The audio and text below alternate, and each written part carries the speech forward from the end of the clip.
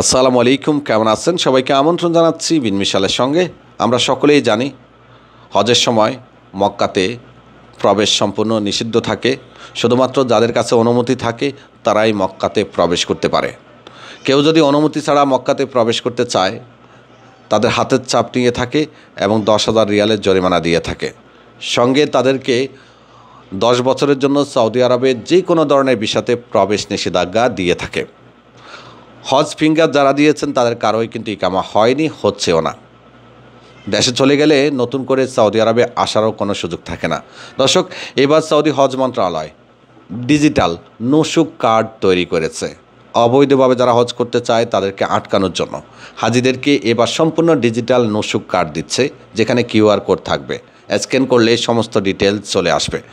এছাড়া প্রিয় দর্শক, আজকে থেকেই যারা হজের সময় মক্কাতে প্রবেশ করবেন তাদের জন্য অনুমতি দেওয়া শুরু করেছে আবশির এবং মুকিম পোর্টালের মাধ্যমে। আপনি চাইলে মুকিম পোর্টাল অথবা আবশিরের মাধ্যমে মক্কাতে প্রবেশ করার জন্য অনুমতির জন্য আবেদন করতে পারেন। আপনার সব কিছু ঠিকঠাক থাকলে তারা আপনাকে অনুমতি দিয়ে দিবে। এই মাসের 9 তারিখ থেকে হজের ফ্লাইট শুরু হতে যাচ্ছে।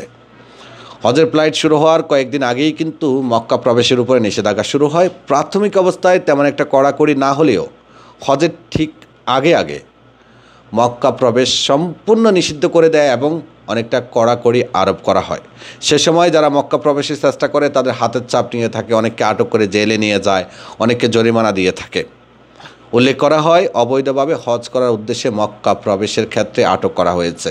আর এইভাবে উল্লেখ করে যদি কারো নামে মামলা লেখে তাহলে সে কিন্তু পরবর্তীতে ইকামা করতে পারে না এবং দেশে গেলে নতুন ভিসাতে সৌদি আরবে আসতেও পারে না।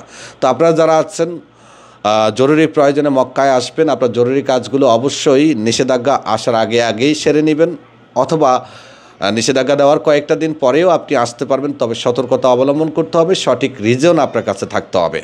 আমরা বলবো যে নিষেধাজ্ঞার আগে চলে আসুন। অনেকের প্রশ্ন হলো যে ভাই, ফ্যামিলি জিয়ারা বিষয়ে কি জেদ্দা এয়ারপোর্টে আনা যাবে কিনা, হজের সময় ইয়ানবুতে আনা যাবে কিনা, মদিনাতে আনা যাবে কিনা, তাইফে আনা যাবে কিনা? হাজিদের সুবিধার্থে Saudi civil aviation Jeddah, Medina এবং ইয়ানবু এয়ারপোর্টে পিছনের কয়েকটা বছরে সাধারণ পেশায় যারা সৌদি আরবে কাজের উদ্দেশ্যে আসে কিংবা জিয়ারা ভিসাতে আসে তাদেরকে প্রবেশ করতে দেয় না। সে সময় রিয়াদ এবং দাম্মামের এয়ারপোর্টগুলো ব্যবহার করতে হয়। তো আপনি যদি আপনার ফ্যামিলিকে জিয়ারা ভিসা বা জিয়ারা ভিসাতে সৌদি আরবে আনার পরিকল্পনা করে থাকেন জেদ্দা এয়ারপোর্টে অথবা মদিনা এয়ারপোর্টে কিংবা তায়েফ এয়ারপোর্টে, তাহলে সেটা যত দ্রুত সম্ভব করে নেবেন, কারণ এই বছরও হয়তো বা নিষেধাজ্ঞা দিতে পারে এয়ারপোর্টগুলোতে। আপনারা যারা হজের জন্য অনুমতি নিতে চাচ্ছেন তারা দয়া করে হজের সময়ের অনুমতির জন্য আবশিরে চলে যান, সেখান থেকে অনুমতি নেন। আর যারা বৈধভাবে হজ করতে চান সৌদি আরবে তারা localhoj.gov.sa-তে প্রবেশ করে সেখানে নিবন্ধন করে হজের জন্য অনুমতি নিতে পারেন। সর্বনিম্ন যে প্যাকেজটি সেটি বন্ধ হয়ে গেছে। এখন সর্বোচ্চ যে প্যাকেজগুলো আছে সেগুলো আছে 10 থেকে 13,000 রিয়াল পর্যন্ত প্রত্যেকটা প্যাকেজের মূল্য চলছে। ধন্যবাদ, ভালো থাকবেন, আল্লাহ হাফেজ।